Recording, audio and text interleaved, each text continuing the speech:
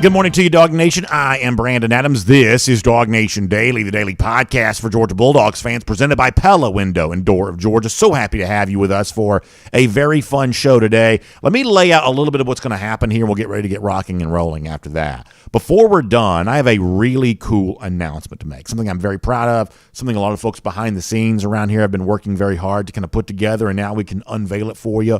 We'll do that here in just a little bit before we're done today. We'll get into that. Obviously, a lot on Georgia, South Carolina. There's a little bit of a rumor out there as it relates to Todd and Monken. We'll talk about that. But we're going to spend a lot of time today just talking about the overwhelming level of dominance that Georgia showed on the road at South Carolina on Saturday. How much fun it was to see. And it's a reminder of, and if you're watching on video right now, of course, you see it underneath you there, go for 2 in 22. That's our message. That was the challenge we kind of put forth last week, that it's time to take that serious. It's time to view that as a possibility, not just because of what Georgia is, but because of what we also seen from the other teams competing with Georgia through 3 weeks, that the national champions from a year ago have a very real chance of being even better this year and playing at an even higher level right now than they were playing last season. And our job is just to appreciate it, just to enjoy and describe it as accurately as we can, that this team is quite a sight to behold right now. So we will do that. We'll have our appreciation for all of this. We will look ahead to what is going to be a very, very fun next few weeks for these dogs and have a great time with all of that. And in particular, I'm going to kind of highlight something as well that I think was a snapshot on Saturday for when Georgia finally does play, whether it be a tougher opponent in the regular season or when you get into postseason. Some of what Georgia showed you on Saturday is also what it's going to need to show you when the games really matter most late in the year. And guess what? Dogs showed up right on time for all of that. We'll have that for you. We'll have Jon Stinchcomb. We'll have a recap of the rest of the weekend in the SEC here too. It's an incredible time to be a dog fan. So much fun to have been in Williams-Brice Stadium there on Saturday, and so much fun to consider everything that is going to come next. We'll have more of your comments the same way we've been doing on our First and 15. By the way, if you ever want to join us, Mondays through Friday, 9:45 on DogNation.com, the Dog Nation app. You can be a part of the First and 15 there, right there. We'll do some more of that with our R.S. Andrews cooldown when the show is done. But for now, let's get it going. Talking about these dogs, beating up on South Carolina, looking ahead to what comes next. Georgia even better now than the national championship team from a year ago, and even better soon, and the games are going to matter most. Let's tell you why. As Dog Nation Daily, the daily podcast for Georgia Bulldogs fans, presented by Pella Window and Door of Georgia, begins right now. Today's episode of Dog Nation Daily is brought to you by Pella Window and Door of Georgia, viewed to be the best. Presented by DogNation.com. This is Dog Nation Daily, the daily podcast for Georgia Bulldogs fans. Here's your host, Brandon Adams. You know, I'm blown away, like many of you are, about what you saw on Saturday from Georgia against South Carolina. This is a team that's just playing at such an incredibly high level right now. And you may say, well, some of that's opponent dependent. Georgia just played an FCS level opponent, last Saturday against Samford, and who's to say that South Carolina is very good and blah, blah, blah, blah, blah. But the truth is while some of this may seem opponent dependent, I'm not quite so sure how true that really is. The Oregon team that Georgia beat 49-3 to begin the season just had a very impressive home win against number 12 BYU on Saturday. All of a sudden, that neutral site, non-conference game that Georgia played in Atlanta to begin the year seems like a pretty strong data point in Georgia's favor. And South Carolina, while that may have not been the best team in the SEC, this was a bowl team a year ago. I expect to see them in the postseason again this year. And you were on the road in hostile territory in Williams-Brice Stadium. And if you're a Georgia fan that's got some years on you like I kind of do, you've been there before and you've seen what a house of horrors this has kind of been in the past. And when you see Georgia just marching through its opponent in that same stadium on this past Saturday, I think that you're left from the perspective of history to say, this is just a different kind of Georgia team, and they are playing at a different kind of level than maybe even they played a year ago. I tweeted this on Saturday. I'm going to stand by it, that I think it's time to have the conversation of whether or not this Georgia team isn't a step down from the national champion, or this Georgia team isn't trying to pick up the pieces and rebuild after losing all of the talent from the team from a year ago, that this Georgia team right now is actually taking it to another gear, taking it to a higher level against anybody that's playing compared to what it was last year, that this Georgia team might be even better right now than it was last year in a national championship season. I think that's a real conversation and one that we ought to have. In fact, let's let Kirby Smart's words kind of be the guide for us on this. When he met with reporters to begin his post-game press conference on Saturday, laid out the way in which he challenged his team coming into the game and what he saw from that team during the game. Kind of a classic Kirby description for a team that played kind of a classic Kirby Smart style of football in this particular game. So much fun to watch. This is what Kirby said about it when it was all said and done. Yeah, I thought we challenged our guys to come on the road in the SEC and play really physical, attack from the get-go. We talked about not treading water when we come in here. We're coming in here to be the attacker and to hunt and not be hunted. And I thought our kids bought into that, and they wanted to get on it from the jump. They wanted to be physical from the jump. I thought we had some opportunistic stops on defense again. I thought our offense was explosive and executed well. They're hard to stop when they're working on the perimeter and up inside. So it makes it tough to defend a quarterback that can run and do those things. But I was most proud of the composure the kids showed. The second half drive to open the second half meant a lot to me. We had a dumb penalty, started backed up, and all I really wanted to see was us come out in the second half and close the door. And I thought they did that well. I thought our guys responded in the heat and played well in the heat, and I appreciate how hard they worked to put us in this situation. I mean, there is just something about seeing that scene, as Kirby said, early second half, where every hope that the Gamecocks would have had to even make this a close football game was all vanquished. You may have seen the picture I tweeted out. A lot of other folks kind of shared this too.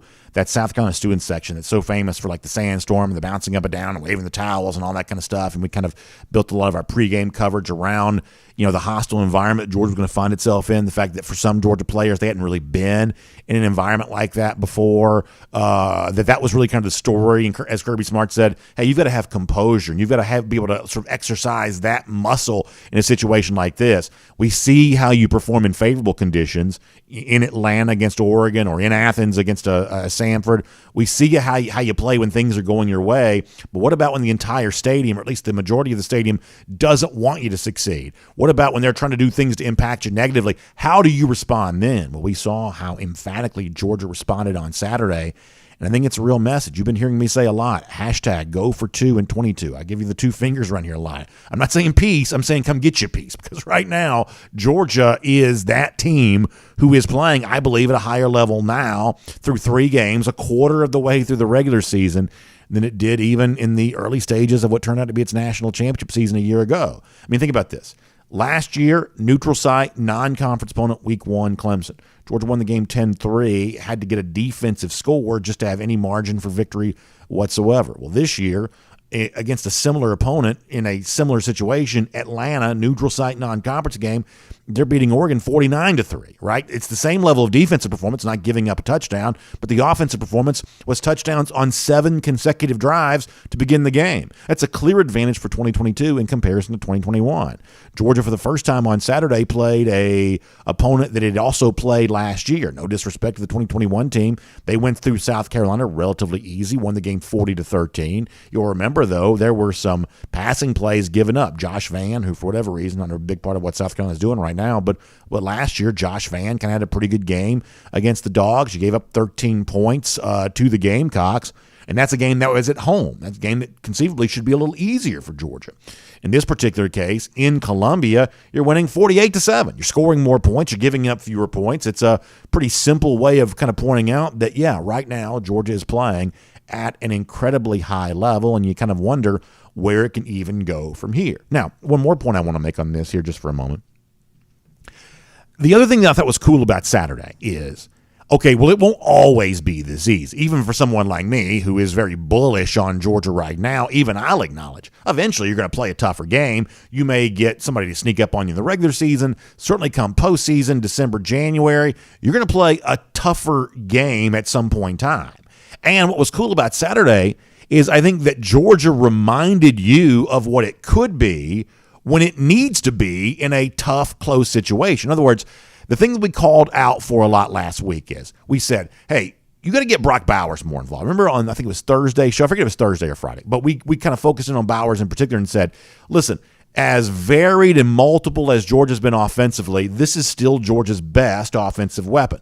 This is still the guy that you're going to need to lean on if and when you do get into a close game. This is still your best offensive player. And I think that Bowers has the look of a future top 10 pick, things like that. This is a game-breaking player for you on offense. And so when you need to move the chains in a close game, Alabama SEC championship or so-and-so in the college football playoff or whatever else, no disrespect to anybody else in the Georgia offense, when you have to have it, Bowers is the guy that you're going to have to lean on to go out there and get that. Well, guess what?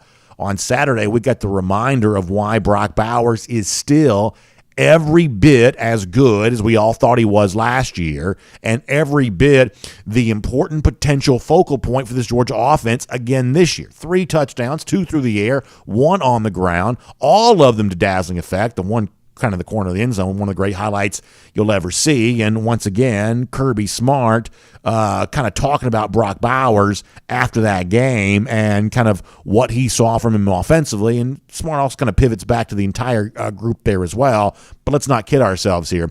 Bowers is still a standout performer, Kirby, from Saturday. You know, the thing about Brock that's so hard you don't get to measure is the amount of tension he draws. 121, whatever that is, yards, 5 for 5. But, 3 or 4 of those plays that Brock made, there were people blocking down the field, elite blocking down the field. So Darnell Washington, on one of the little crack screens we run, pins a guy, and the holes are created through displacement, not just blocking. Darnell displaces people. So I think Brock would be the first one to tell you that his success comes from a lot of perimeter and things like that, touches that other guys make great blocks on. Marcus Rosemy had 2 or 3, the selflessness of this group. Now, the play he made in the corner of the end zone, nobody blocked for him on that one because that was a elite catch. And then the run after catch on the play action. But again, the play action play he made in the second half was set up by the run. If you run the ball 2 or 3 times, those safeties are coming down and he's running by you. But he's a special player, and I don't know that I've been around somebody that works as hard as he and Darnell do in practice. I think Kirby Smart gives you a really interesting answer to a question that was asked about Brock Bowers, and we're reacting to his performance there. I think that Kirby gives you a very interesting answer to all that because you notice that several times during the question, he kept wanting to pivot back to what he and Darnell Washington are doing together and the way in which that Bowers got blocked for and the way in which that various things with the offense kind of create the entire landscape for all that to take place. I think that Kirby very much enjoys right now the team nature of what Georgia's doing offensively. Yes, Stetson Bennett's off to a great start with his season. We'll talk more about Bennett before our show's done today, including the sort of odd level of sickness that he sort of seemingly shook off to have the performance that he did. But when it comes to the guys on the receiving end from Bennett thus far this year, it's been a lot of different guys in kind of a lot of different ways. It was like Kenny McIntosh in week 1. It was Brock Bowers there on Saturday. It's been Darnell Washington some here too. And Kirby, I think, likes the varied way in which all that's happening. But I think that Bowers also reminds you there too is, hey, when the going gets tough, you have to have a hierarchy and you have to have a pecking order. You have to have an alpha. And Brock Bowers is the alpha among alphas on this Georgia offense. He is, I think, without a doubt, the best player for Georgia on that side of the ball. And he's the guy that I think you want with the ball in his hand when the game is on the line. And at some point in time, Georgia's clearly going to be tested more than it was through the first 3 games here of this regular season. And when that test comes, you're reminded on Saturday that Brock Bowers is the guy that you'll lean on when it matters most, when things are at their toughest. So the overall bottom line for me on all of this is that Georgia didn't just show you on Saturday how good it is. Through 3 games, every bit as good, if not better than it was in its national championship regular season. I think you can say that. But it also provided you a glimpse as well of what it can be to come. That if it ever gets tested, if it ever gets challenged, if it ever needs to move the chains in a tough situation, Brock Bowers is the kind of guy that can do that for you. So it wasn't just a glimpse of what Georgia is. It may be a little bit of a preview of what they still can be as this season rolls on. My name's Brandon Adams, and this is Dog Nation Daily, the daily podcast for Georgia Bulldogs fans, presented today by Pella Window and Door of Georgia. And if you're watching us on video, you see it. # Go for 2 in 22. That's what we're saying for Georgia here right now. You see me throw up the two fingers. You hear us use that hashtag. It was great right before we were starting our Dog Nation postgame show from down in the field at Williams-Brice Stadium on Saturday. Somebody shouted that out to me. BA, go for 2 in 22. I love it. I love it. I love the fact that Dog fans are embracing that. Love the fact that seems like such a real possibility as we finish the first quarter poll here of this 2022 season. As we go through all of this, happy to have you with us on Dog Nation Daily here today, and happy to have our friends at Pella Window and Door of Georgia as a big part of that there as well. Of course, they're the ones that you turn to when it comes to those great energy-efficient windows and doors. Great product, famous product. Homeowners in the Atlanta area have been recognizing Pella Window and Door of Georgia as the brand leader for quite some time, and you better believe that when you stop by and see them in their Experience Center in Duluth, or when you go to the website PellaofGA.com/DogNation, you're going to experience the same thing for yourself.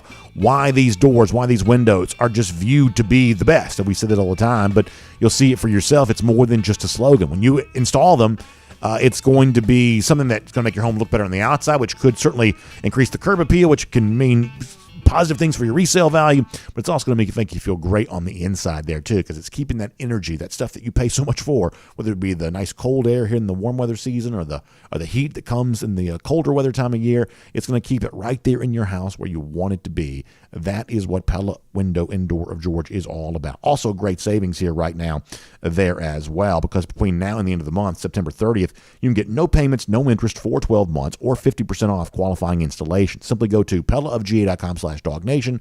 That's PellaofGA.com/DogNation, or give them a call, 678-638-1496. That's 678-638-1496. Pella Window and Door of Georgia is viewed to be the best.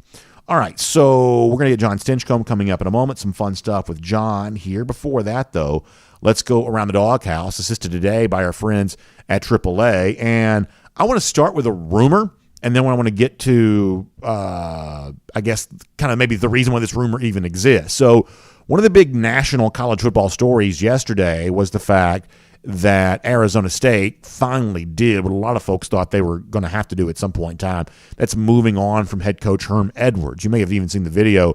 It appears that Edwards may have been fired in the end zone on the field after the game was over with, because some of the key decision makers for Arizona State were kind of meeting him there. They had a very serious-looking conversation, and, I mean, if you watch the video, and it's not hard to find online, it certainly appears that Edwards may have been dropped right there in the stadium after the game was done. So moving on from him there at Arizona State, and now you're left to wonder, okay, well, you know, what does that mean with a kind of a sort of Power 5 job coming available? And I thought it was interesting that Pete Thamel from ESPN put out a list of candidates for the Arizona State job, and one of the names you're going to recognize on this list is obviously Georgia offensive coordinator Todd Monken. Let me show you this from Thamel on Twitter, who says, names to consider for Arizona State: Brian Harsin, who's about to be available, one would think; Kalani Sitake, that's obviously an assistant from the BYU staff; Jonathan Smith, that's the Oregon State head coach; Tom Herman, Troy Calhoun; Charles Huff, that's the Marshall coach; Matt Entz, Sean Lewis, Bill O'Brien; Todd Monken is what Thamel mentioned to go along with Derek Mason and Alex Grinch. Now, typically speaking, I would say that the Arizona State job is probably in the upper half of the Pac-12. You know, it's the kind of place where you can be in the top 25 at Arizona State. I don't know that right now the scenario there in Tempe is quite so favorable here, though, on that. Obviously, Herm Edwards has had a kind of a mess when it comes to recruiting. I think the Pac-12 itself, in terms of how it handled the pandemic from a couple of years ago, I think all Pac-12 programs have been diminished because of that. And I think that if you're a smart coach, I think you're probably considering that. And if you're making a lot of money here at Georgia the way that Monken is, I don't know that bolting for Arizona State right now is the kind of thing that probably makes a ton of sense. In a normal situation, Arizona State's a good job. Is it a good job right now after kind of an embarrassing tenure for Herm Edwards and kind of an embarrassing period for the league in terms of how it handled the pandemic? I don't know that I would feel very good about going out west right now. I think they're coming out from some of that a little bit, and the league's actually playing pretty well in the field right now.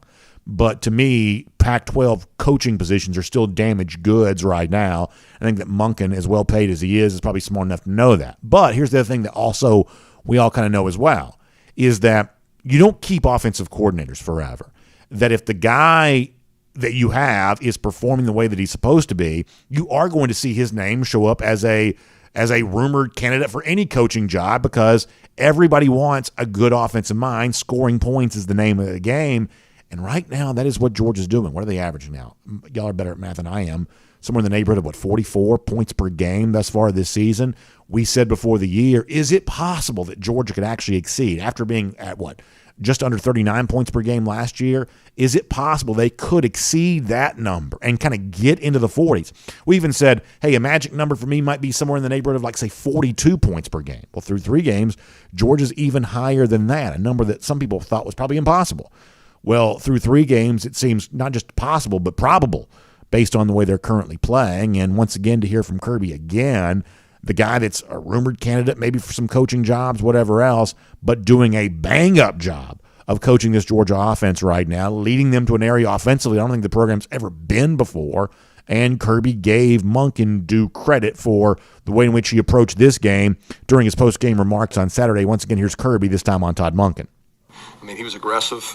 He did a good job calling it. He puts together a good game plan. He'll tell you himself. He's got a great offensive staff. And he's got guys that are in the room that have coached in the SEC, that understand the SEC. You know, the addition of Searles, B-Mac, Bobo. I mean, those guys come up with game plan things. They know these teams. They know the personnel of these teams. So it really helps when you have a good game plan and you actually have people that can execute it because they have experience. I mean, it's hard to defend a quarterback that can check things, make throws, has weapons, and then he can run on top of it. So, I mean, we've got to keep getting better, and we got to execute at a high level. But the biggest thing for them and for our offense is not getting complacent. I want to say 2 things here really quickly. Isn't it interesting that the kind of approach that Kirby took to answering the Brock Bowers question a moment ago, he kind of takes to answering the Todd Monken question there? Once again, when we asked about Bowers, it was a specific question about him, but Kirby uses that time to pivot towards another tight end, Darnell Washington, other aspects of the offense, giving credit to Bowers, but also speaking about that within the larger look at the offense overall. And it's kind of one of those same type of things. Hey, how'd you feel about Todd Monken today? Oh, I love Todd Monken. He's aggressive. He's whatever. And, Stacey Searles and Brian McClendon and, even Mike Bobo, kind of a sports staffer, they all get a mention there too. I think the one thing you're going to see a lot from Kirby Smart, and you've already seen, you're going to continue to see it, is that the whole idea of the connection that he wants the Georgia team to have, like that may sound like coach speak, and it may cause our eyes to gloss over a little bit because it just sort of sounds kind of touchy-feely for a game like football that's so physical and violent. But I think that Smart really believes in that. And I think when you go back and look at how Georgia won a national championship a year ago, we had Georgia players saying, hey, we do feel connected to each other. They had those skull sessions, those meetings with each other where they got to know each other better. They understood, as Smart described it, their why. Why do you play the game? Why does football matter to you? That's the kind of thing that I think they learned to appreciate about each other last year. And I do think from a cultural standpoint, that was actually pretty important for Georgia. And when Smart answers a lot of these questions this year, you can tell that he's answering them in such a way that it's not just about the greatness of a Brock Bowers, the greatness of a Todd Monken. It's about those guys as component pieces in an organizational level of greatness right now. And I don't think that's coach speak from Kirby. I think he does truly mean that. I think he does truly believe in that. But how about the last thing that that he says there? Basically talking about how hard Stetson Bennett is to defend right now. And isn't it funny to watch that metamorphosis occur? We're going to talk more about Bennett and his day on Saturday before our show is done today. But Bennett has obviously gone from a player that was mocked, in some cases even by Georgia fans, in some cases media that covers this team. And then people kind of settled into, well, he may not be the best quarterback in the world, but he kind of gets the job done for Georgia. He may not be right for anybody else, but he's at least right for Georgia.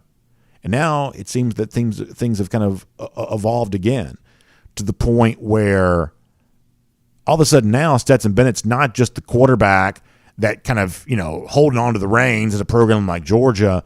All of a sudden now Stetson Bennett truly is a problem for opposing defenses. And you saw that on Saturday. As Smart said, it's not just his ability to deliver the football, even through what appeared to be a little bit of an illness on Saturday, certainly obviously a little bit of an illness on Saturday.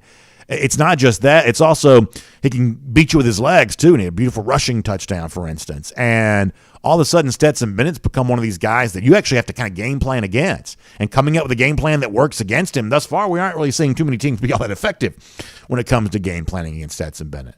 the legend of Bennett's growing, but it's not just a cool story. Like, it is a real thing. Like, he is on a Georgia team that is firing at all cylinders. Right now, Bennett, his own play at quarterback is contributing as much as anything else is. And it's making Todd Monken, the offensive play calling, I think he's a brilliant mind when it comes to calling these plays. All of a sudden, that brilliance is thing on full display because he's got a quarterback who he seems to be working very cohesively with right now. It's a lot of fun to see. It is really a big time to be a Dog fan. And on Saturday against South Carolina, boy, we couldn't get enough of it. That's Around the Doghouse, and it's assisted today by our friends at AAA. And a lot of you know, I had to call AAA a few times here lately for roadside assistance, various things here and there. Obviously, driving to Columbia on Saturday, I'm glad to know I've got that AAA membership card in my pocket in case something goes wrong. But as you've also heard me say a lot to you as well, we think about AAA for so much more than just roadside assistance. We think about them as a great resource for our insurance needs there as well, including auto insurance. That when you switch your auto insurance to AAA, you're going to be incredibly satisfied. There's a 93% satisfaction rate for folks who get their auto insurance through AAA. So clearly they're doing something right if folks are that happy with the auto insurance experience they're getting through AAA. So make sure you switch. They're going to put hundreds of dollars in your pocket for doing so. On average, Georgians are saving big when they make that switch to AAA. But find out why so many folks are satisfied with the kind of auto insurance coverage they're getting when it comes to our friends at AAA. So you can give them a call, 833-718-2075. That's 833-718-2075. Find a branch near you and get your auto insurance through AAA and be just as satisfied as so many other folks across our great state have been when it comes to their auto insurance experience with our friends at AAA. All right, before we're done, we're going to hear more from Kirby on Stetson Bennett, including the, I guess, Stetson flu game. Is that what this is, a la Michael Jordan? We also have a really fun announcement we're going to make on the show today before we're done. This is something that a lot of folks around here behind the scenes have been working to put together. It is finalized. We can tell you about it, and I get a chance to do that before our show is done. Kind of a wild week for some of the other SEC teams there, too. We'll cover that. Some things we got right, some things we got wrong. We'll kind of go across the full gamut of all of that. But for now, more on a Georgia win against South Carolina, impressive as it was. Let's talk to Jon Stinchcomb here on Dog Nation Daily, presented by Pella Window and Door of Georgia. From Athens and across the SEC or wherever the recruiting trail may lead, here's a DogNation.com insider. John, I'm glad to have you here on Dog Nation Daily, presented by Pella Window and Door of Georgia. I appreciate your insight on the game from Saturday. It was as thorough a beatdown as I think you're going to see. And look, South Carolina's not the best team in the country. We know that, but they're not the worst team in the country either. This was a bowl team a year ago, winning record. They're a little bit depleted by injury, but I don't know how many teams are going to get come in there and drag them around their own stadium by the final of 48-7. And the fact that Georgia does it from the jump, from the get-go, taking the crowd out of the game, taking any kind of hope that South Carolina would have had, eliminating that so early. It was ruthless. It was efficient. It was kind of brutal. It was everything you've come to expect from the very best version of Georgia. How impressed were you with what you saw? It's the same type of performance as what we saw in Week 1 against Oregon, where it has absolutely nothing to do with the opponent. It's Georgia trying to play their best version of football, offensively, defensively, special teams.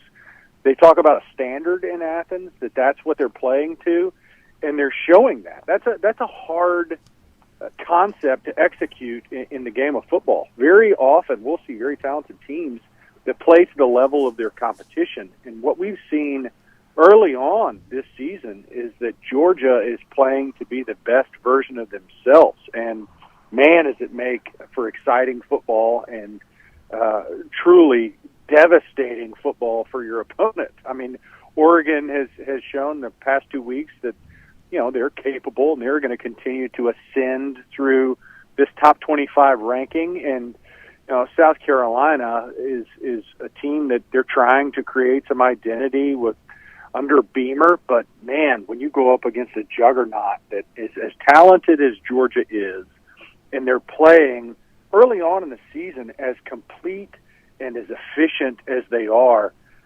man, you can't expect or ask for a better performance from a team that seems to be the very best in the country, and I don't think there's a close second right now. So I'll tell you a quick story. I, on Saturday, was going down towards the field because that's where we do our post-game show from, but you have to wait for the field to be clear after the game to get onto the field. So I'm kind of standing there next to the Georgia locker room, kind of waiting for that to happen. And when Georgia gave up a touchdown, late in the game, it's a meaningless score, right? But Georgia had a chance to pitch the shutout there in Columbia.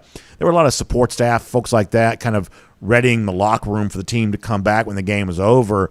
And, John, the feeling around that Georgia locker room where I was standing near the very end of that game became really dejected. And, it almost in that particular moment kind of felt like how it might have felt if you'd seen a late touchdown allowed that gave the other team the lead, that put you in a position to maybe lose the game or, something along those lines, dejected there in that moment. And then when the game was over, the team came through. Okay, so that dejection kind of ended, and there was this celebration. And to me, I thought that was kind of the best of both worlds, which is that Georgia doesn't lose its intensity even late in the game when they're up big. They wanted the shutout. That's how intense they're playing.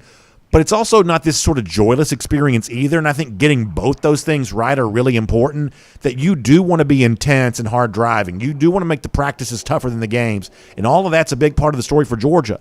But, John, there's also a way to make that really joyless and make it be the kind of thing that coaches don't want to work around, that players don't want to play around, and Georgia seems to be able to have that intensity while also right now keeping it fun. I think scoring points is fun. That probably helps.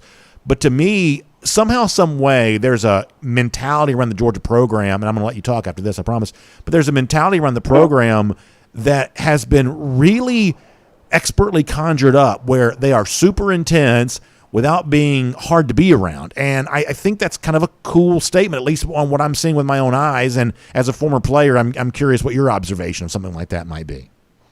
Well, I think that's a very astute observation on your part, B.A. That's why you're the best in the business. But you talk about a really challenging balance to find. Jonathan Vilma and I get to still do the Saints preseason games together. And, we were on the Super Bowl championship team there. And as we, give each other all sorts of grief on air, which is fun, we also get to reminisce about the good old days, if you will. And that's that season in particular for us.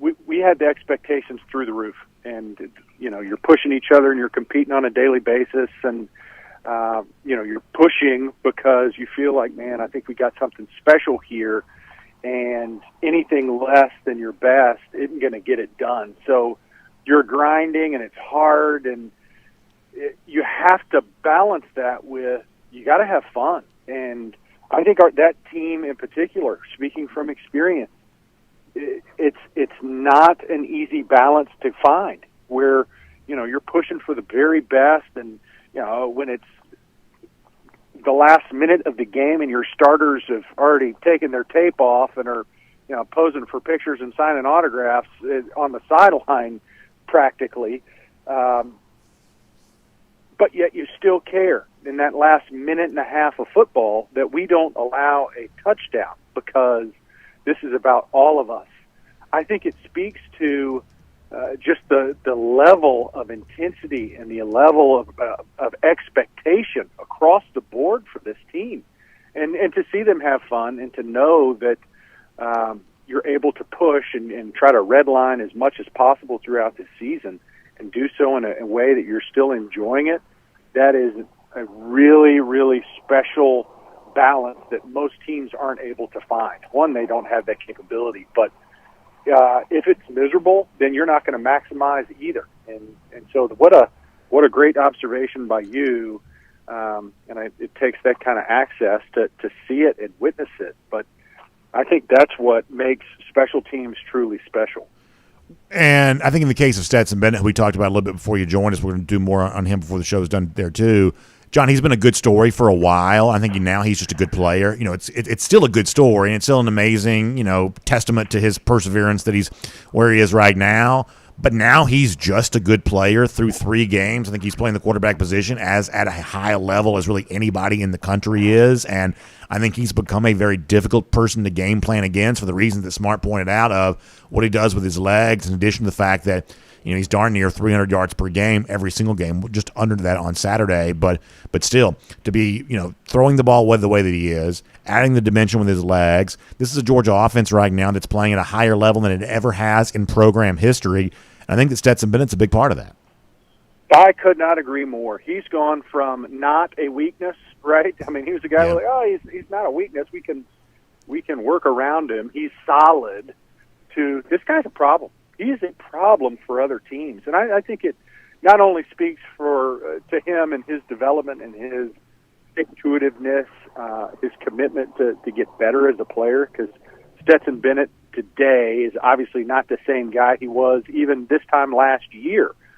So the fact that he's continued to work, which, let's be honest, B.A., this guy's been around since I feel like he played with Greeny and Shock back in the day. He's been around so long. But he's continued to get better. And right now, the level of play, it makes everyone look good. He's spreading the ball around. He's executing the Monken offense exactly like it's drawn up. I mean, if we were going to be critical, there was a couple throws that maybe he was a little high on against Samford in week 2. But other than that, this guy has been a weapon, a problem, and, realistically could be in the Heisman Trophy hunt, which if you were to have that discussion this time last year, people would have laughed you off the air, right?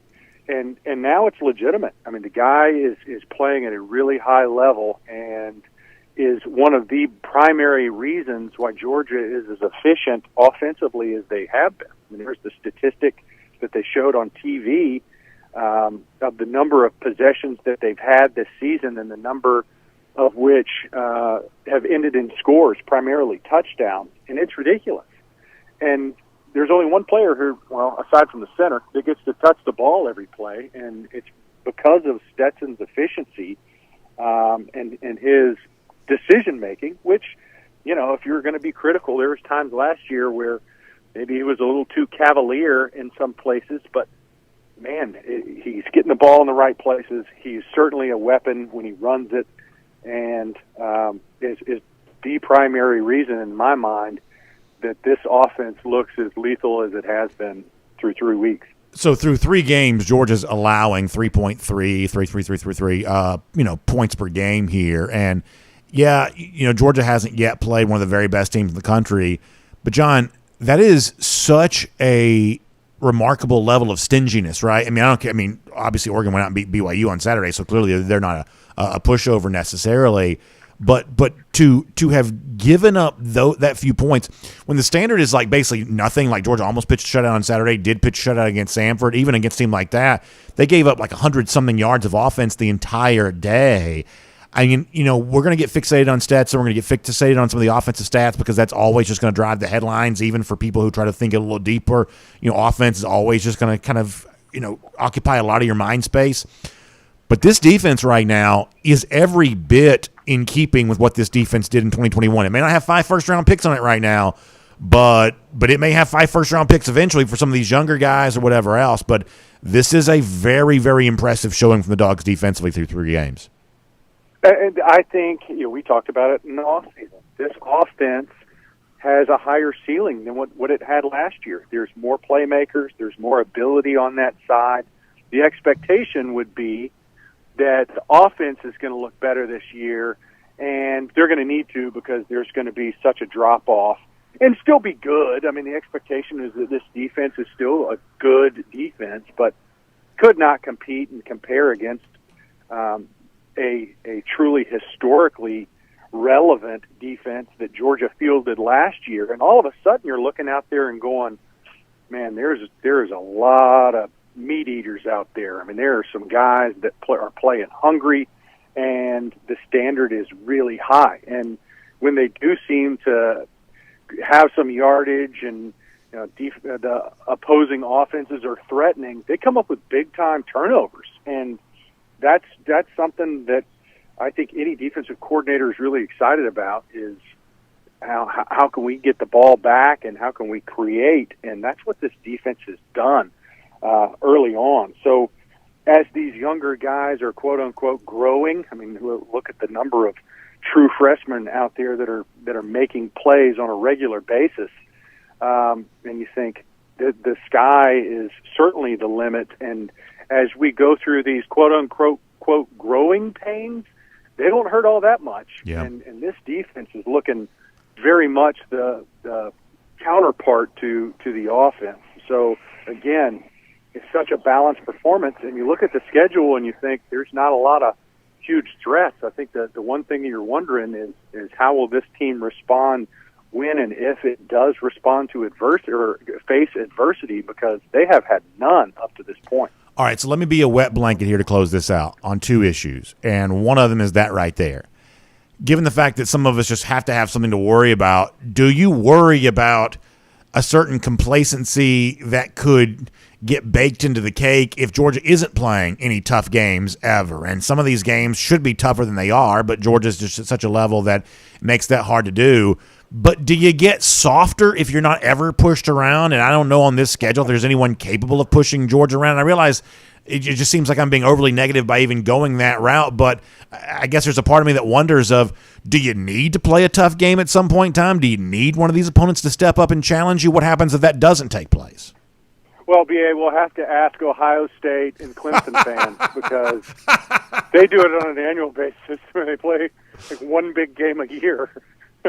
So, yeah, I think they seem to do fairly well. But I think you look at the way Georgia is built, their mentality and the identity of this team and the culture that they're propagating on Saturdays. And we're worried about us. We're worried about the standard that we set and playing to that level.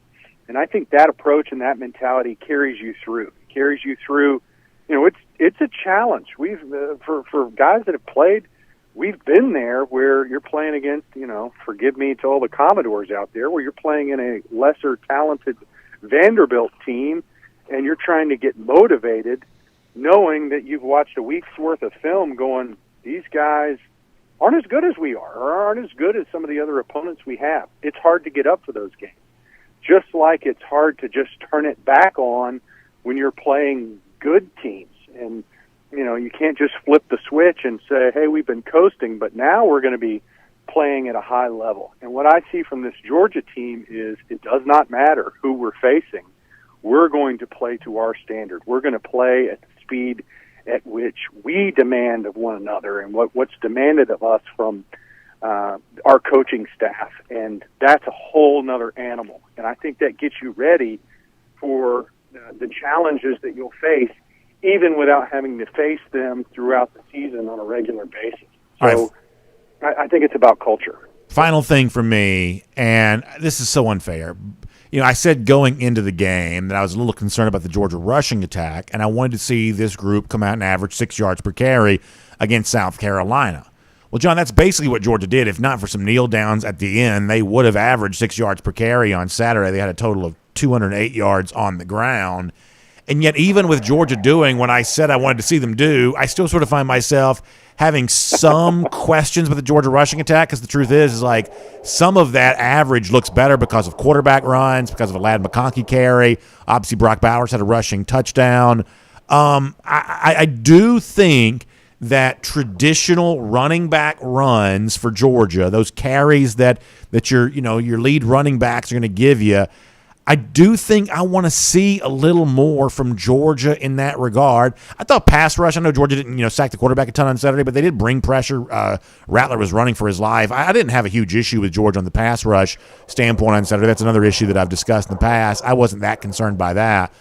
But I do think this Georgia running game does still leave a little bit to be desired. Where do you come down on that, John? And is there any other area you kind of nitpick with this team beyond the one that I'm bringing up?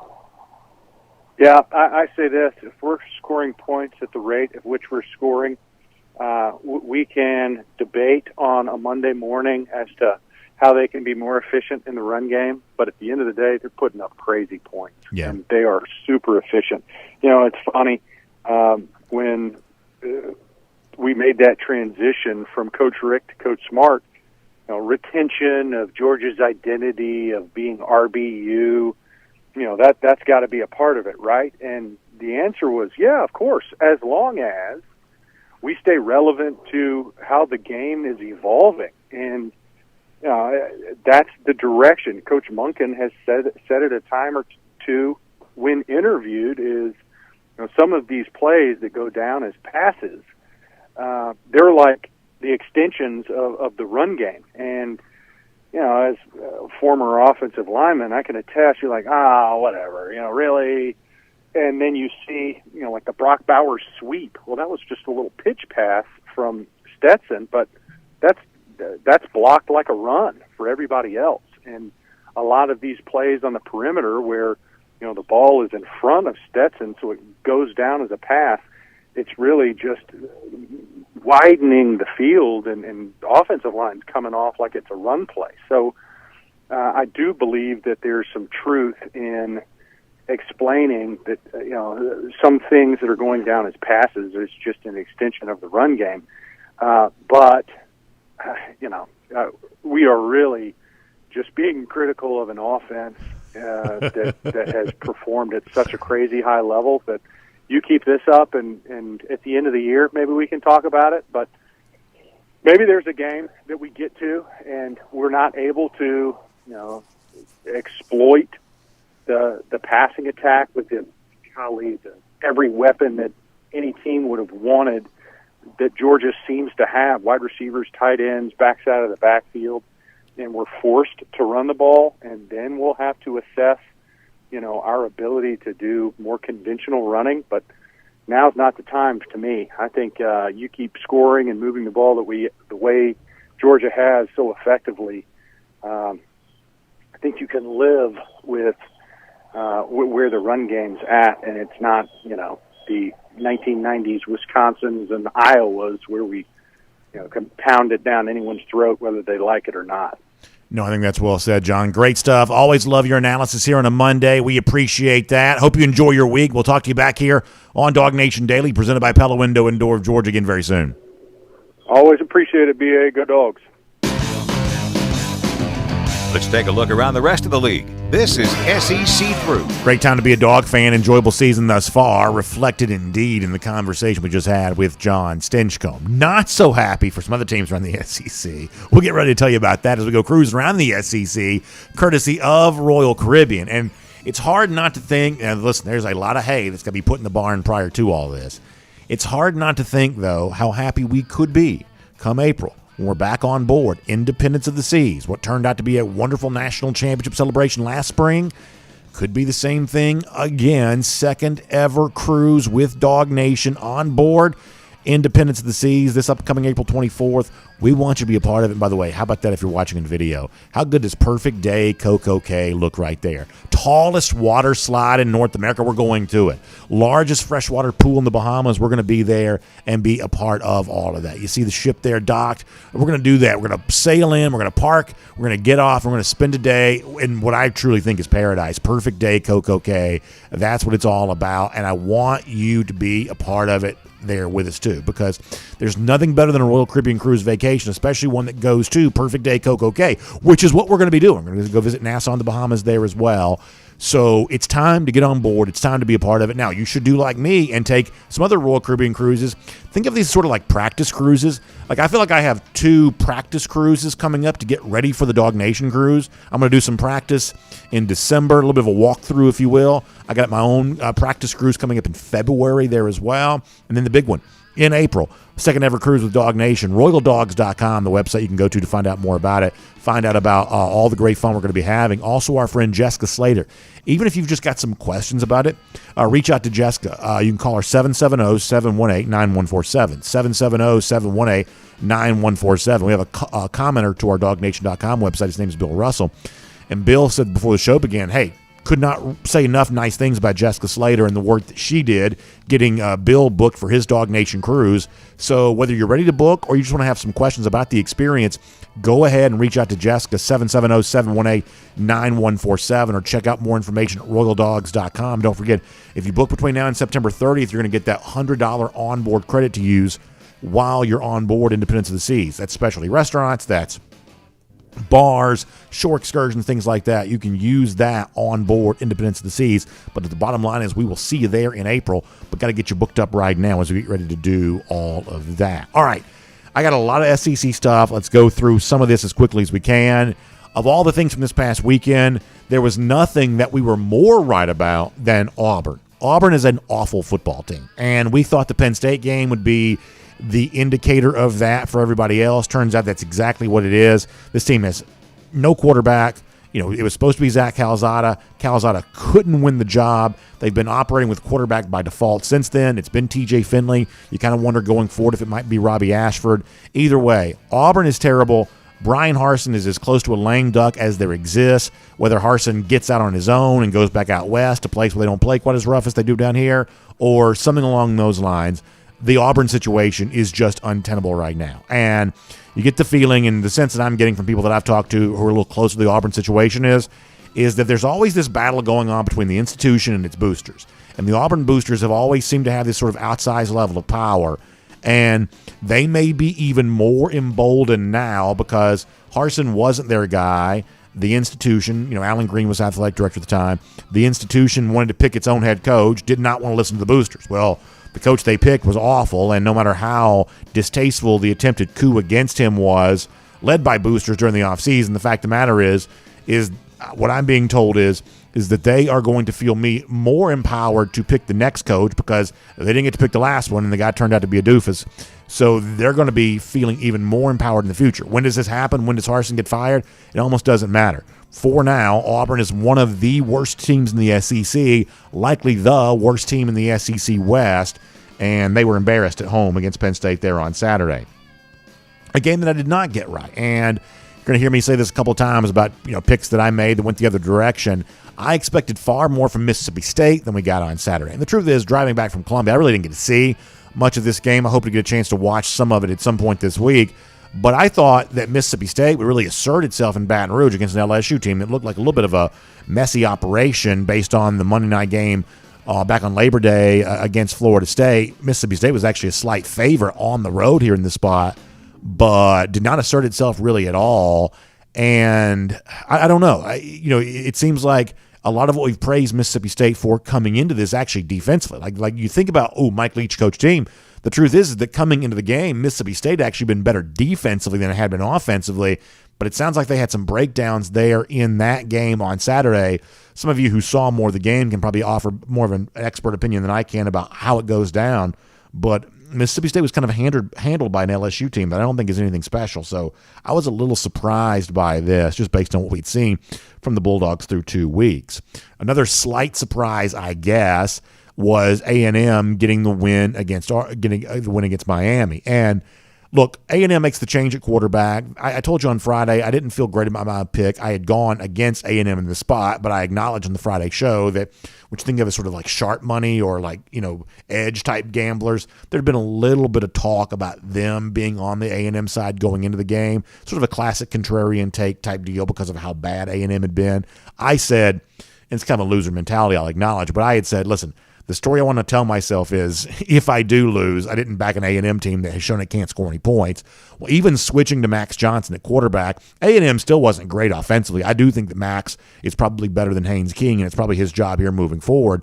But this is still an A&M team that's going to have a really big issue offensively. Wasn't all that pretty against Miami. But to me, this game ends up being a little bit of a referendum on two things. The Miami program overall and Mario Cristobal as coach in particular.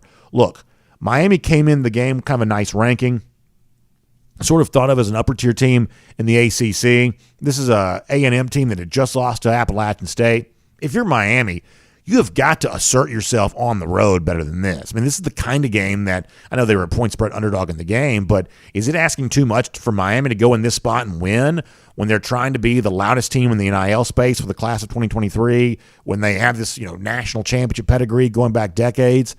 I mean, are you going to be this much of a pushover in an SEC stadium for a team that's clearly a wounded animal here? And in particular, you're going to point to Mario Cristobal, the absolutely gutless call to kick the field goal late in the game when he had a chance to score a touchdown and really put some pressure on Texas A&M and didn't do it. Now, there was kind of a funny gambling angle to all of that because by kicking the field goal, the game actually stayed under the very low 44.5 total. But if you score the touchdown there, it also brings Miami into play in terms of covering the spread. But forget about the gambling part of this. Are you trying to win the game or not? And if you're trying to win the game late in the game, facing a fourth down, you don't kick field goal. You try to make something happen. Your quarterback, all we've heard is how good this quarterback's supposed to be, and yet you don't trust him to do anything there in that spot, and he wasn't playing very well either. But to me, it was just kind of a very weak-looking Miami team here in this spot. This is a team that is all sizzle, no steak. They may have John Ruiz and some NIL stuff going on, but they don't have enough backbone to go into a place like College Station and even really keep it all that close. Not impressed with Miami at all. Not impressed with Florida either. And listen, I think I jokingly at one point in time said I was going to start calling Anthony Richardson Trill Richardson because he's the 2022 version of Kenny Trill Hill from Texas A&M a couple of years ago. No doubt that this just seems, absolutely one of the most embarrassing chapters and overhyping anybody ever. I'm not going to call out names of people like, say, Aaron Murray, who were very aggressive and talking about how great they thought Richardson was after the Utah game. We're 3 games in the season. He still hasn't thrown a touchdown pass yet. You can put him right there on the shelf with Kenny Hill, remember Jeremy Johnson, the former Auburn quarterback. Like Anthony Richardson's the latest chapter and all that. And listen, this is what we said about Richardson, that obviously he's always had the athleticism. He's always had the big arm. He's always had the size, always had the ability to run. The fact that Dan Mullen never bought into him more than he did may have been a mistake, but there also had to be a reason that was the case. And the fact that the recruiting industry, watching him through high school, seeing those same skill sets, the fact that they weren't exactly enamored with him as a recruiting prospect either, that had to be a part of this evaluation, that he's clearly always looked the part, but if it's never really materialized for him, there likely would have been a reason that's the case. Well, all of a sudden, over the course of the last couple of weeks, you're seeing all of that play out. Florida is a mess right now, and they barely beat South Florida. But can you imagine how bad it would be for this organization, this program, had they lost to UCF in a bowl game at the end of last year, South Florida in the early stages here of 2022? Ooh, boy, that would have been a very diminished Florida program, losing to 2 in-state teams that are not of the Power 5 level. They eke out the win against South Florida, but I don't know that any Gators fans feeling good about that situation right now. Ole Miss shuts out Georgia Tech, and eventually the Jeff Collins era is going to come to an end. I have no idea where they turn next for a coach. I know there are the rumors out there about Deion Sanders. Deion would clearly be better than what they have had. I don't know that Deion would even want the job, but it'd clearly be better than what they have had. What's amazing to me is when you think about Ole Miss, Georgia, Notre Dame end of last season. Now, the Clemson game at the beginning of this year was a little bit of an outlier, but not only is Tech losing, they're not competitive at all. And they're getting shut out badly. Ole Miss's average is grits. Ole Miss is 3rd or 4th, 5th best team in the SEC West, and they're absolutely dribbling Tech like a basketball. This is it's embarrassing for Tech, and it's getting worse. Tough times there on, what do you call it, the flats? That's what it is, the flats? Tough times there on the flats for Georgia Tech. Ole Miss comes into a Bobby Dye, makes it look easy. Vanderbilt, congratulations to the Commodores. They exceed their projected season win total in September. They played in week 0. You remember that. They're now 3-1 on the year. Got beaten up a little bit by Wake Forest, but beat Hawaii, beat Elon, I believe it was, and then beat Northern Illinois on the road in DeKalb on Saturday. So now they're 3-1. Now here's what I believe. 3-1 non-conference season for them. I am fairly confident they're going to go 0-8 in the conference play, and I think they'll probably get beat bad in every single game. But listen, hey, if you're holding a over-under ticket on Vanderbilt, you don't care what happens now. You've already gone over that projection. So congratulations to the Commodores for a very good September. And now, as they say in Game of Thrones land, winter is coming because it's going to be a long conference season for the Commodores. But they got their wins when they could. And then I guess we'll also give a little bit of a shout out here to Arkansas. Kind of staved off a little bit of an upset threat from Missouri State on Saturday. This one more interesting because Bobby Petrino, the former Arkansas coach, was the coach at Missouri State. But Arkansas does kind of hold off a little bit of a charge there from the underdog and wins the game. And probably not the most impressive fashion, but it's been a good start to the year for Arkansas. And they've got Texas A&M coming up this Saturday. And boy, oh boy, is that going to be a fun game. But Arkansas stays unbeaten, handles the upset-minded opponent there, and now they'll kind of move on. So not the best game in the world, but maybe not reason to be all that panicked if you're an Arkansas fan. We will make that cruising around the SEC, courtesy of Royal Caribbean. All right. And coming up in just a couple of minutes, I am going to give you a really fun announcement, something I'm very excited about telling you about. Been wanting to tell you about this for a while. It is now finalized, and we can do that. I'll tell you about it here coming up in a moment. Before that, though, a couple of things I want to make you aware of. First of all, go to dognation.com. top of the page there, or near the top of the page there, you see the Dog Nation fan poll powered by the Atlanta Braves. Every week we give you a chance to kind of weigh in and express your opinion about something related to Georgia football. You can vote in our fan poll. Of course, it is brought to you by our friends, the Atlanta Braves. And as you vote in that fan poll there at dognation.com, you can also register for your chance to win a family 4-pack of tickets to the Atlanta Braves here as the season winds down. They've been doing a great giveaway there with Dog Nation folks. Obviously, the Braves back at home here making a push towards a National League East pennant. Obviously, disappointing news with the Ozzie Albies injury from over the weekend, but the Braves are still in a great position here towards the postseason. They need you there at Truist Park for all of that, and they're even going to be doing some ticket giveaway stuff with us there at dognation.com, their Dog Nation fan poll. So go to braves.com/tickets to be more involved in that. And you can be a part of that there at dognation.com. The really fun Dog Nation fan poll each and every week, powered by the Atlanta Braves. Check out braves.com/tickets for a lot more on that. All right, so one of the things that was pretty wild on Saturday was not just the big day for Stetson Bennett. I think some of y'all saw the numbers. What was the stat that he becomes the first quarterback since Patrick Mahomes at Texas Tech to start a season 3 games with in excess of 250 yards passing and a rushing touchdown in each of those games? That's pretty rare air for Bennett. Speaks to how well he's doing. And on Saturday, the performance made even more impressive by the fact that he had to shake off illness, that he was seen vomiting there on the sidelines. And I guess the thing is we're going with overhydrated. If you go to the Dog Nation YouTube page, you can watch the full interview with Stetson Bennett where he talks about his own perspective on this.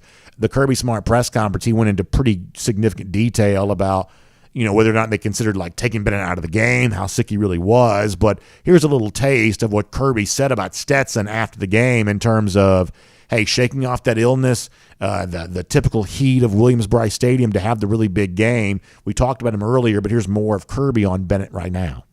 Yeah, I mean, he actually was dry heaving way back in the drive. Back earlier when he threw the pass to the flat and he didn't quite get it there. It was not a great pass, and I could tell something wasn't right then. He fought all the way down through it, and he made a couple throws where he threw up before him, and then he hung in there and made the throw. After he had thrown up, he just looked like he overhydrated in terms of drank a lot of water. We kept pumping it in and pumping him in him, and he said he just felt like he had to throw up, so he did. But he's a competitor. He wouldn't come out. So good stuff there from Kirby Smart on Stetson Bennett and the work that he did there on Saturday, shaking off illness to be able to do what he did, and very impressive. Listen, I think, as I told Jon Stinchcomb there a moment ago, that he's kind of gone from being a good story to now he's just a good player. And through illness or anything else, that he comes out there and has a huge game for Georgia on Saturday. We're going to talk more about Bennett throughout the week here this week and kind of where things sort of stand with him. But certainly very impressive on all of that. Great stuff from Kirby on Bennett, and a great game from Bennett there on Saturday, a part of a quite explosive Georgia offense here right now.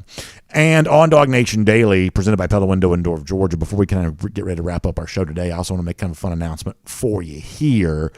This is something that we've been wanting to do. Now we can say that we are going to do it in what appears could be a special season for these dogs. No matter how it ends, we know that the ride through this season is going to be a ton of fun. Saturday, another example of that. Hey, it's important that around here we step up our coverage and make our show as fun and enjoyable for you each week as we possibly can.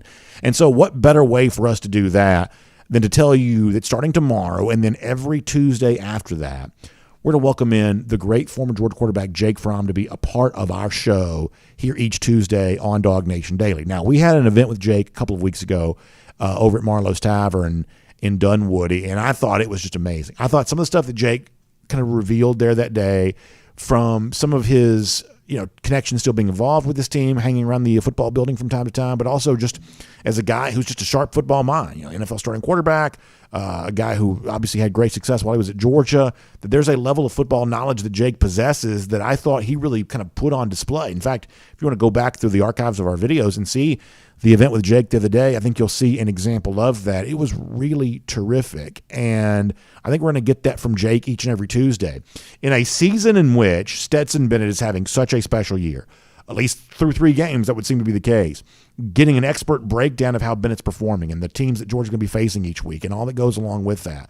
What better time to have Jake Fromm on our show than right now. And so every Tuesday, we're going to do that, including tomorrow. So if you're tuning in tomorrow, you get a special treat, and we invite all of you to check it out. Jake Fromm, every Tuesday here on Dog Nation Daily. Cannot wait to make that a weekly occurrence on our program because I think it's going to be a great football conversation. So I'll look forward to doing that with all of you tomorrow. But for now, we'll get ready to sign off, and of course we'll do so the way we always do, reminding you that, hey, Jake Fromm, a part of this. We're all systems go moving forward. Go for 2 in 22. That's what we're all about here. We're going to keep talking about that, and we're going to keep making fun of those lousy stinking Gators because they're not coming anywhere close to anything like that this season for them. In fact, let's show you a couple of these here right now, including our buddy Mad Dog, who obviously pointing out on Saturday, and we celebrated this, during the game, both before and after the game on Saturday. But Mad Dog sending the very sad version of the president, the last time, I guess, Florida won a national championship, George Bush, 5,000 days it's been since Florida's won a national championship. That's our Gator Hater Updater number, and pretty good stuff. Also, Keith Finney making fun of me. If you're watching this, so on Saturday, we had to basically pull over to do our Kroger kickoff because the traffic was so bad trying to get to the stadium. And I tell you, this is Ella Dorsey from CBS 46 called Columbia an armpit. There are parts of Columbia that aren't quite so bad, but the area around the stadium is like a post-apocalyptic war zone. Look where we're doing our pregame show from on Saturday. It almost looks like a 1980s music video or something like that. You get the graffiti on the wall. You've got a random water heater over there, tumbleweeds. Keith Finney says on Twitter that was also video bombed by a Gamecock fan there too. Yeah, she kind of ran up behind me and whatever else. So a little bit of an odd scene for us prior to the game there on Saturday, but we got it done nonetheless. I would dare say that is the ugliest pregame locale we've ever spoken to you from. Nowhere near that, though, when it comes to Dina Pruitt, who also shares this with us there as well. 9 a.m. kickoff in Tombstone, Arizona. Get the RV out. How about this great-looking setup here? Great party. Got the Georgia flag flying. RV set up. Good-looking dog fan there with the Titleist hat on. Maybe getting a little golf in later on that day. Arizona's obviously a great state for all of that. So good to see Dina Pruitt and her folks having some fun doing all of that. And glad to see Dog Nation spreading out far and wide, including out west to Arizona there on Saturday. That's good stuff to be able to see. Here's what else is good. 5,002 days. That's how long it's been since those lousy, stinking Gators have won a national championship. And that number is going to keep on climbing. The number that's going down, reckoning is coming, in other words, 40 days from right now. Georgia in Jacksonville, beating up on Florida again. That is our Gator Hater Countdown. You see the golden shoe right there on video. Congratulations to all who won today. And we will see you tomorrow as we continue to go for 2 in 22, making that push for these dogs. We'll talk to you then right here on Dog Nation Daily, presented by Pella Window and Door of Georgia. And on video, time now for the R.S. Andrews Cool Down. R.S. Andrews, the one you turn to for your air conditioning, heating, plumbing, and electric needs. They show up on time. They do the work that's promised for the price that's promised. You can trust them on all of that. We appreciate all of you being here. And we'll take a few of your comments and have some fun doing that on what is a good time to be a dog. And by the way, don't forget, if you want to enjoy all of the great stuff that we have going on here, you can, including the Eddie T-shirts, or how about, I don't know if I'm supposed to announce this or not, but it's obviously there on the screen, so maybe the cat's out of the bag. We're also giving you a lousy, stinking Gator shirt. You want to show Florida fans how you feel about them? You can do that there as well. So you can get the Eddie shirt in 3 different colors. You can get the lousy, stinking Gators shirt there as well. Who knows? We may even have some Go for 2 in 22 merchandise in there pretty soon. Dog Nation store. You can go to dognation.store to access, or you can just click the link there at the top of the page, and you can be in and enjoying that there at Dog Nation as well. All right, I'm going to start on Facebook today, and we'll get some comments there, and we'll get ready to rock and roll with you here today. All right. Facebook has gotten to where it just loads very slow. All right, here we go. Now it's here.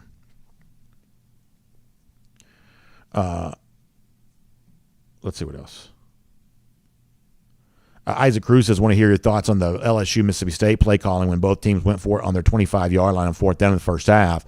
So I actually don't. I know that Leach, I guess, went for it on 4th down a lot and a couple of times in his own territory. That is one of the things from the game I was aware of, even though, as I said, wasn't able to really watch this game too much because I was driving back from Columbia.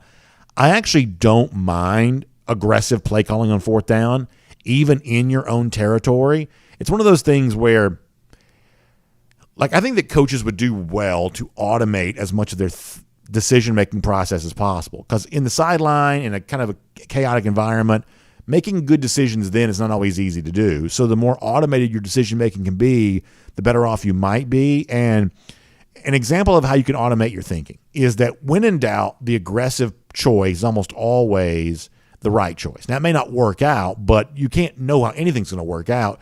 You just have to know the thought process going into it. And I think it's good to be aggressive. And that's true, even in your own territory. For instance, are y'all aware that sometimes on Twitter there are these like fourth down bots? Are you aware of these things? This is more for the NFL, but when you're watching an NFL game and you kind of wonder, fourth down decision, what should coach do? Like the fourth down bots, like the kind of like artificial intelligence type thing that says, should you go for it? Should you not go for it? In the NFL, I think the thinking is that 4th and 1 is a good decision to go for it as far back as your own 17-yard line. And once again, the sort of AI-driven fourth down bot type stuff in the NFL would say that you should never punt on fourth down in your own territory, or I should say in, opposing territory, no matter what, fourth and whatever. If you're on the other side of the field, the scoring side of the field, you should never punt on your own side of the field. Not your own side of the field, on the scoring side of the field. You should never do that. So the last thing I'm ever going to criticize coaches for is going for it on fourth down. I think that generally speaking, that is something that almost every coach should do more of. And I think it's very interesting to watch this with Kirby Smart. I would say early in his Georgia career, Smart was, I would say, very bad about not going for it on fourth down. We saw him punt from like the 37-yard lines, very, very conservative on fourth down. As he's become more experienced, as his teams have gotten better, Smart has gotten way more aggressive on fourth down. And I truly believe, regardless of how the decision works out, the correct decision in most cases is to be aggressive on fourth down. So I don't have a problem with Leach doing that. I guess Kelly, you said, did it too. I don't have a problem with being aggressive on fourth down. It's almost always the right decision, I believe. Molly Esquire says, love to see a coach who isn't afraid to go for it. And that's what it comes down to, Molly. I think you're absolutely right, which is that coaches don't want to be criticized. And going for it in your own territory opens you up to criticism. But here's the way like the math part of this works. And people I know don't really love all the stats sometimes, but here's how the math part of this works. You have to compare your percentage chance of getting the fourth down to the percentage chance that if you punt it away, you can stop the opposing team from scoring. And the honest truth is that in most cases, the percentage chance of you converting the fourth down and keeping the drive alive is actually higher than the percentage chance of you getting a stop after having punted it. Because if you're punting, you're giving up the football. Like the expected points when so-and-so team gets the ball on their 30 compared to the expected points of you trying to go for it on 4th and 1 from your 20 or 25 or 30, the expected points in comparison on that actually favors the decision to go for it, mathematically speaking. But as Molly says, coaches still don't do that because they just get criticized if they get it wrong. Barry Watkins says, did you pick up all the roasted chicken after the game? That's really funny. So I will tell you this. So I was driving home on Saturday, and I was really hungry. Like sometimes, of course, nobody's going to shed tear, from media over this, but sometimes for a noon start, like it's really hard to get a good meal. Like I got breakfast, but you're working right until the time the game starts and the game goes, and so that lunch, you just kind of miss it. So a lot of times for noon games, I just don't get a lunch. And I'm a little bit like a gremlin. Like, it's like you got to feed me pretty regularly, or I'm gonna have some issues. And so after the game, when I tell you I was starved. And so I was just like, the first chance I get driving back, I got to get off the road here and get some like real food. I mean, I got to get really loaded up on some food. And so I was going to go to like this chain restaurant off the exit. It saw, arrow pointing to it. But then, does this ever drive you crazy? It drives me crazy all the time. So you get off to go to the chain restaurant, and then like you find out that, it's actually 2.9 miles down the road. To me, like you can't put the thing on the exit if it's 3 miles down the road. That's like 15 minutes worth of driving. Like that makes me so mad. So that I kind of got caught in that trap. Michael Carvell, the producer, agrees. So the story ends this way. So I'm driving. I'm like, I can't believe I have to drive this far to get to this chain restaurant. Well, lo and behold, unbeknownst to me, like I drive right by this like country style restaurant that was packed. Like parking lot was full. Didn't need to look at any kind of review, no kind of Yelp or TripAdvisor or anything like that. Here's this old school country style restaurant. You know what I'm talking about. You see this kind of stuff. And the parking lot was full. I'm talking about every parking space was full. I was like, I don't care what this place, I'm going here. Had a buffet. I absolutely consumed about 5,000 calories. I felt terrible driving home. Felt like I'd eaten a child. Felt terrible driving home, but I definitely ate well. All right, let's see what else. Lorenzo Fleming wonders if Kirby Smart's going to give Jeff Collins a job after he gets fired. Yeah, I wonder what might be the future there on that. That's pretty funny. Let's go to YouTube here for a minute, and we'll come back to Facebook. On YouTube,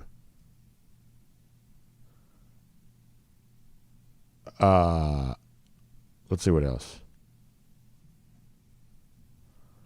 Let's see what else is going on over here.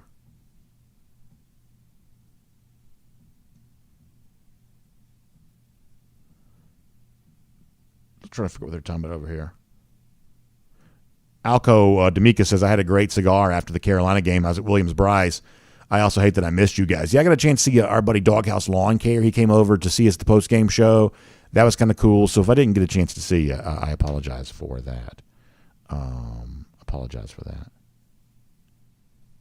Thomas Doe wondering about Branson Robinson getting some playing time against Kent State this Saturday. I hope that's the case. I kind of like what I saw from Branson on Saturday. Pretty happy about that. Let's go feeling good about where Georgia is here in 22. Gives you the hashtag go for 2 in 22. Love that. Paul Moon also agreeing that Branson Robinson looked really good in limited playing time. Yeah, I'm not going to lie to you. Like some of what I'd heard about Robinson during the summer leading into all of this, I don't quite know that I expected him to kind of look as good as he did on Saturday, but I thought he looked pretty good. Caleb Williams wonders if the Pac-12 can put a team in the playoff this year. I would say overall that league looks improved from where it's been. And gosh knows the media is going to try to push USC here in this spot, and Caleb Williams is going to be pushed in particular. So if there's any chance to put USC in the playoff, clearly that's what they're going to want to do. And the league right now looks a little bit better than it has been.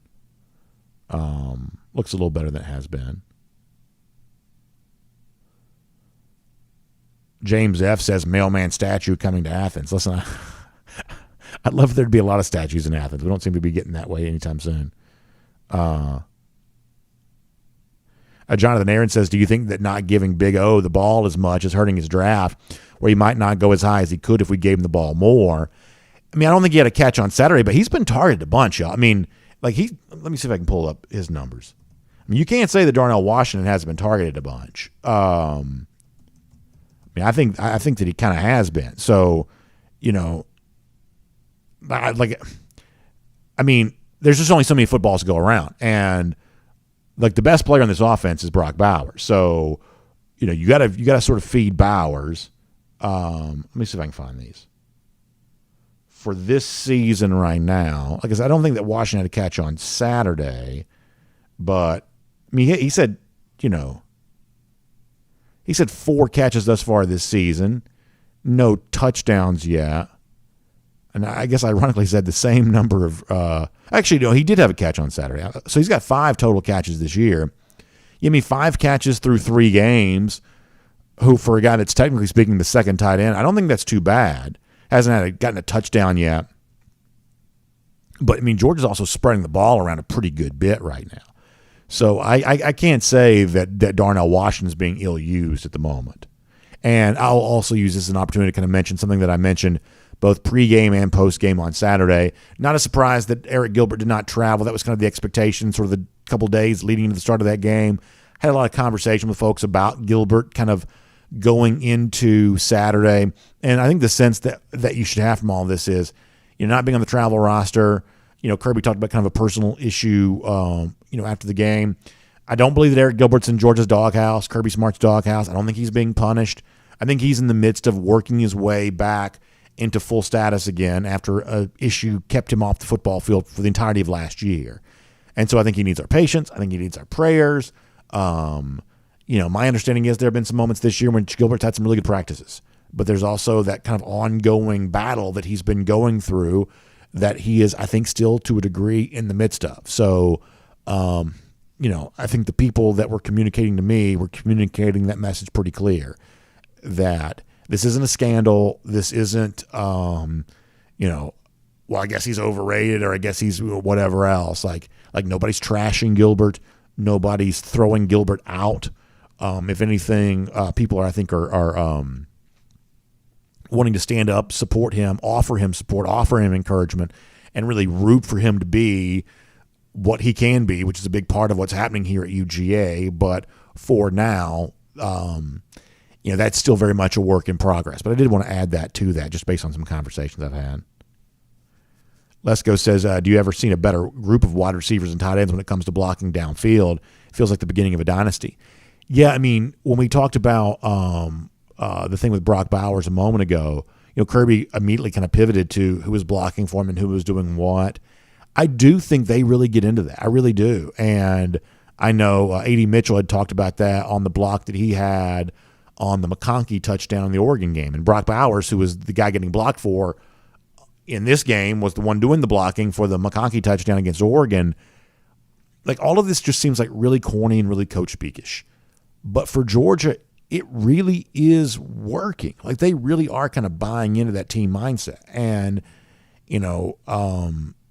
I think it's important to know who your alpha is, because when you have to really move the chains, that's the guy you got to throw to. But also kind of creating a team in which, there's a little bit more, what's the word? Egalitarian, I guess, a little bit more of a balance and a parity with how you distribute the football. That's really fun too. Jack Marino saying some nice things about Marcus Rosemy-Jackson. I'd agree with you on that. AKA says, loved on the announcer saying how many teams can run a reverse with a tight end. We got the best tight end group ever in college. Yeah, you better believe. And he also kind of points to 2-4-22. Go for 2 and 22. You love that. Caleb Williams also shouting out Karis Jackson there too. And then you start thinking about the future with Lawson Lucky coming in, and then the young man in 2024 coming out of Colquitt County. Yeah, Georgia, the future at tight end looks pretty good there too. It does indeed. Thomas Tyson, on the subject of Cash Jones, yeah, he came in and got some carries there late in the game for sure. Craig Hill says Bauer's the guy you want to go to war with. I mean, he's just really good. He's just really, really good. I think he's one of the 5 or 10 best players in the sport. And I really think that, and I've said this over and over, like, I don't think you can pin him in with the label of, well, he's just a tight end and kind of compare him to only tight ends. I think you have to compare him to any pass catcher in college football. That means other wide receivers. And in that category, I'm not even sure how many wide receivers in this country are better than Brock Bowers, even though in the current state of college football, that's a position that has more perceived value. Compare him to other wide receivers. I'll tell you this, there's not a single one, Jordan Addison or somebody like that included, there's not a single player in the country I'd trade him for. I just wouldn't. Hunker Down 93, giving you some of these nicknames: Lad the Impaler, the Washington Monument. I guess some folks are kind of giving these. That's pretty good. Also, Malachi Starks had a big interception. Joe Garliardi expressing some concerns about the UGA rushing attack. When it comes to traditional running backs and traditional running plays, I'm not going to lie to you, I wouldn't mind seeing a little bit more from that. I wouldn't mind seeing that. Johnny Surf Dog also pointing out the Oscar Delp touchdown. Great to see him getting involved. Great to see the wherewithal to make sure you kind of feed him on a day in which he's playing the school that a lot of folks thought he might go to.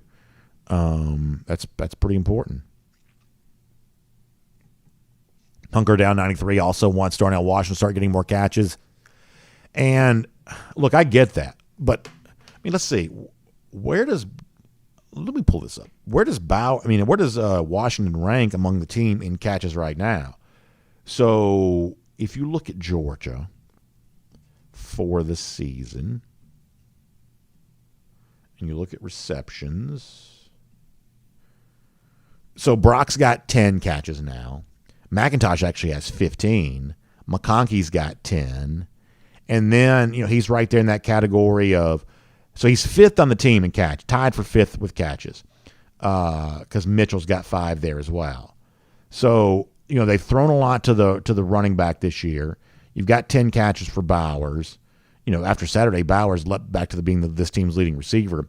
But that's just what Brock Bowers is. And, that's just what he is. Like, that is what Bowers is.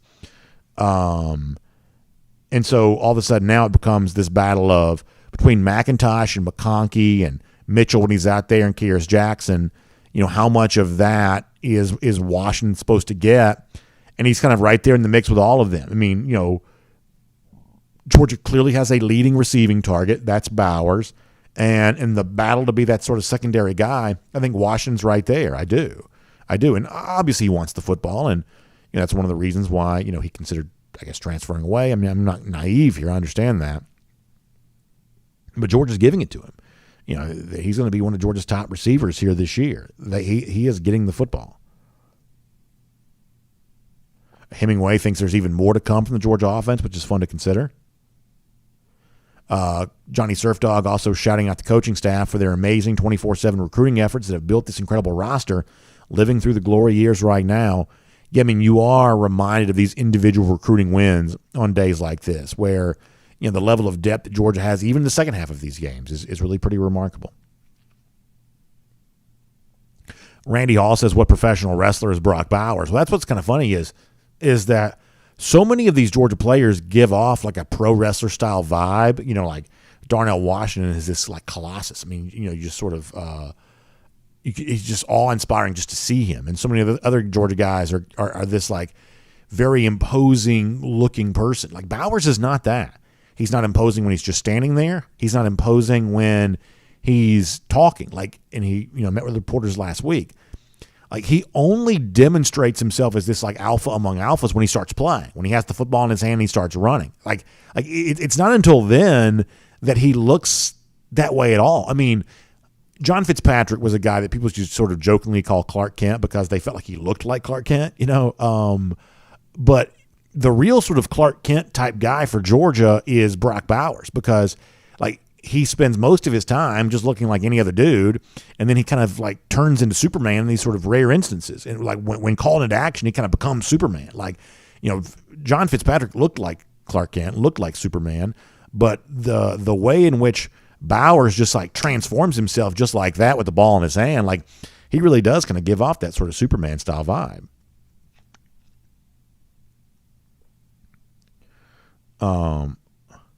Brian Jones says Bowers is the best player in the country but would never be a Heisman candidate. I do think there's a higher tolerance now for unorthodox Heisman campaigns. I'm not going to say never for Bowers, but you got to have to kind of put your eggs behind one basket or the other. And I think, look, Bowers is going to one day be a very high first-round draft pick. That may be enough for him. Not to say I wouldn't like to see him win the Heisman, but that may be enough for him. That if anything, it sort of makes more sense for maybe the candidacy sort of emerge around Bennett because, A, it'd be easier for him to win the award because he is a quarterback. At some point in time, there's going to be a big push from a guy like, say, Caleb Williams, and that's going to be a lot to combat against. So if you're splitting your vote among a couple of different Georgia guys, it's going to be hard to go up once the media machine gets behind the LA quarterback. That's going to be a hard thing to do battle against. But for us around here, we did the Jordan Davis thing a year ago for a specific reason, because Davis embodied what the entire defense was about. This year, we're kind of going with the go for 2 and 22 because what we believe is, and it would actually work out great if Bennett was still wearing 22, but what we believe is that if Georgia handles its business on its way to go for 2, then Stetson Bennett will be exactly where he needs to be come the end of the season. He'll be in New York, and he'll be right there in the thick of all that conversation because he'll be one of the ones that's helping, propel that. So, for us, we believe that go for 2 and 22 is its own Heisman campaign for Stetson Bennett. As the quarterback for this team, that he has a chance to do all of that. That's why we're going to keep saying that. Go for 2 and 22. That's what we're all about here, because if we do that, if that's the push, if that's what Georgia's all about, because a lot of folks say, oh, there's no way Georgia can do this. There's no way Georgia can do this. And, Stetson Bennett in his own way is helping Georgia overcome so much of what it lost off last year's team. And so if the go for 2 and 22 push continues the way that it is right now, that also becomes a little bit of a Heisman push for Bennett too.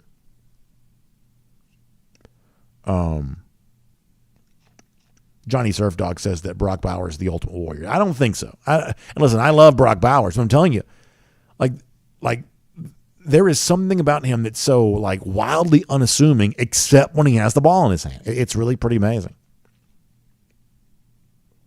Hemingway says it's been 80 years since a tight ends won the Heisman Trophy.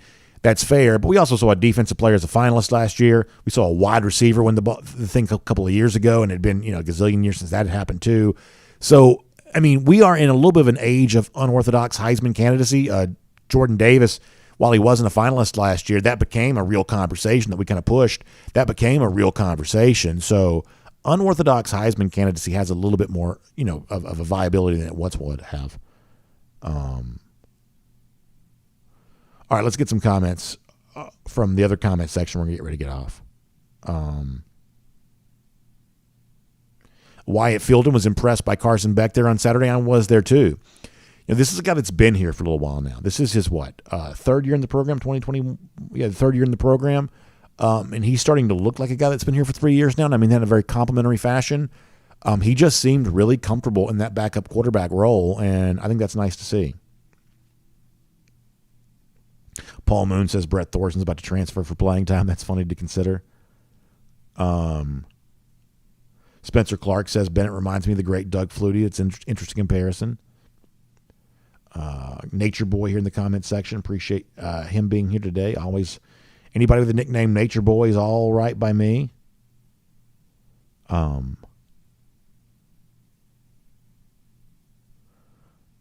Let's see what else.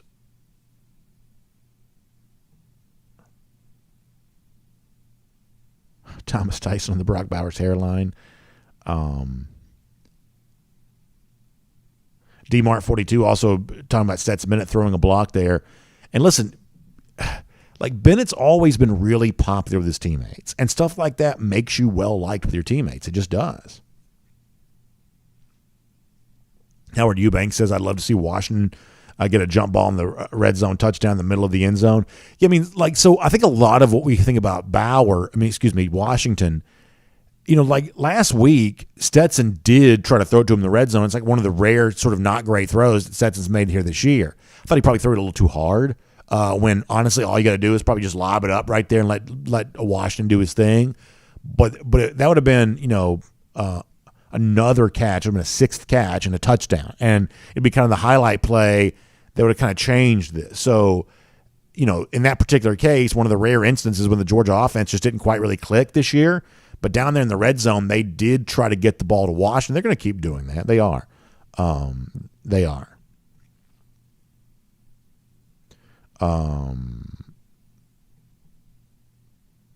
Nature Boy, we're glad you're here. He says he's dipping his toe in the Dog Nation waters. Glad you're here. Baggins and Friends says he'd be the 1-2-3 kid. Sean Waltman for Brock Bowers. That's an interesting comparison. On Facebook again. We'll get ready to go. Philip Jordan Wells says it could be like Kurt Angle. That's not bad. Not bad. Ryan Walker says Triple H.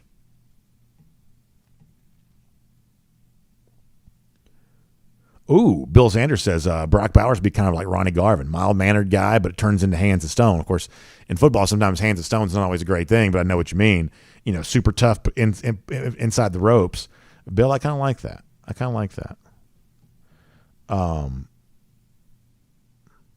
John Foster says that Beck's been practicing against the best defense in the country for 3 years. He should look good by now. I guess that's kind of the point that I was making as well, is that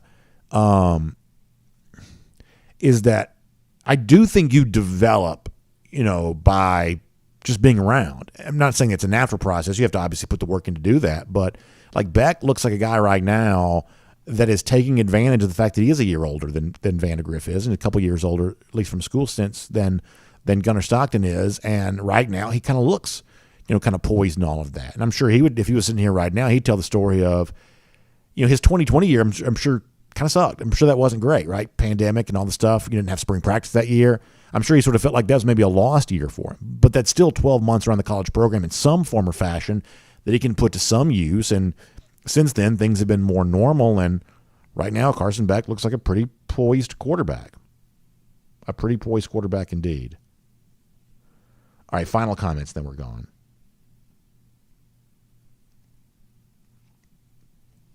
Johnny Surf Dog says Washington's the Undertaker.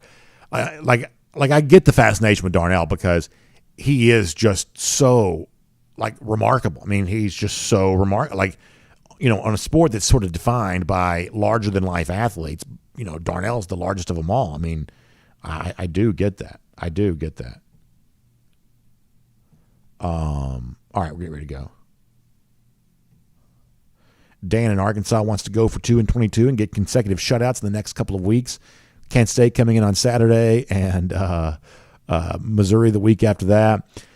It has been quite a run for Kent State thus far this season. They've already been to Oklahoma and Washington already. This will be their third road game against, high Power 5 competition. Of course, there is really no comparison to Georgia right now, but quite a run through the season thus far for the Golden Flashes that continues in Athens on Saturday. And yeah, I'm guessing that Georgia's going to be here's the thing, is that's the one edge that Georgia always seems to have about it, right? It's like some days the offense more crisp than others, but they don't ever give up anything defensively. They haven't for going on 2 years now. That's really the edge this team always seems to bring to the table. Matt Rugavina said Brock Bowers could also be the $1 million man. Yeah, pretty soon. If he's not already that from an NIL standpoint, pretty soon he could be that indeed from a NFL draft standpoint for sure. All right, we got to go for now. Thank you all for being here for the R.S. Andrews cool down. R.S. Andrews, when you turn to air conditioning, heating, plumbing, electric needs. They show up on time. They do the work that's promised, the price that's promised. You can trust R.S. Andrews for all of that. Air conditioning unit, get it tuned back up to factory fresh specs. Water heater, mini case can replace it the same day. Just got to find them online at rsandrews.com. Y'all have a great day. See you back here tomorrow. Also, don't forget to check out the AJC online, ajc.com there as well. Braves, big homestand for them. Aftermath of the Ozzie Albies injury. Falcons losing to the world champs, the LA Rams yesterday. Aftermath of all of that. A lot to cover there. You can get all of that online, ajc.com. And we'll see you back here tomorrow, 9:45 for our first and 15 on DogNation.com, the Dog Nation app, 10 a.m. after that, Facebook, YouTube, Twitter, Twitch. We will see you then here on Dog Nation Daily, presented by Pella Window and Door of Georgia. We'll look forward to talking to you then, everybody.